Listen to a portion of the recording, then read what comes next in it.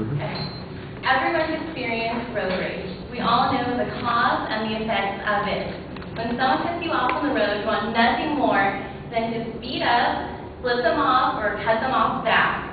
We all feel better after we got that revenge on them. Then it's like, okay, it's okay. We can carry on our road.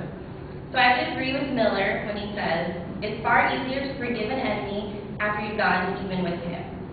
This is very true. I think that after someone makes us angry or pisses us off in one way or another, we just hold this anger and resentment in us. And yeah, we want to be the bigger, better person and forgive them, but normally we want to get that revenge first because it satisfies us in some way. I can give you an example of this with my sisters growing up. My sister Melissa loved to take my sister Kelly's clothes. And instead of Kelly was forgiving her after the clothes were returned, she went back and took the clothes without permission just to get even with her and to prove her point. She wanted my sister to learn her lesson that it's not cool to take clothes without permission. But instead of setting an example of doing it herself, she did the same thing back. And that's how she got even with my sister. I guess that people hold anger towards other people. They want them to learn something from their mistakes. So they like getting even with them. It gives us that satisfaction in some way, and it is true, it does make it easier to forgive an enemy. Because an enemy is someone you loathe, you dislike them so much, so getting even with them is the only thing you want to do. So I hope that everyone, though, tries to be the bigger and better person and doesn't try to seek revenge on someone else, and they can just forgive them in a different, easier way. So, I don't know, it is easier to forgive an enemy after you've gotten even with him, but try not to do that.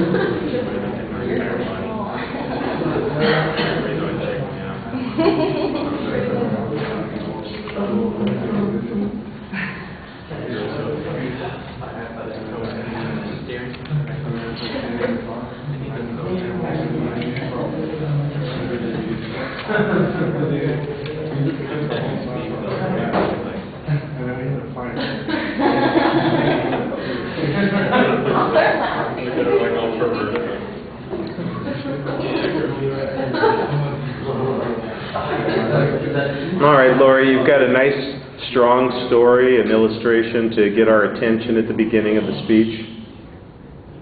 And the tie-in to the topic is clear. Your point of view is nicely stated. There's not really a setup of what the content's going to be, although we do know what your point of view is.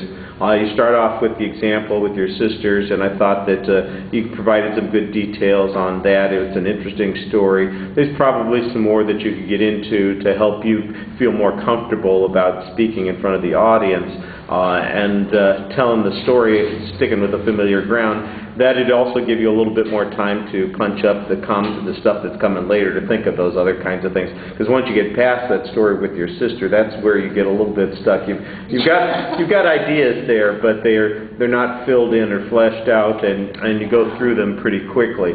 Excuse me. I thought that your presentation, your voice has got good energy in it. There's a lot of variety and inflection.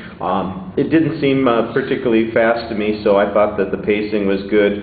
Your gestures, sometimes they're a little bit repetitive, but there are some good indicators. You're very animated with your facial expressions, and so you usually do connect very well with the emotions that are going on there. But your eye contact is really inconsistent, because sometimes you're looking at us, but whenever you start to think about what it is you're going to say, you look down, you look at the topic, you're kind of thinking to yourself, and you forget that the audience is there, and you want to try and stay engaged with the audience while you're talking with them.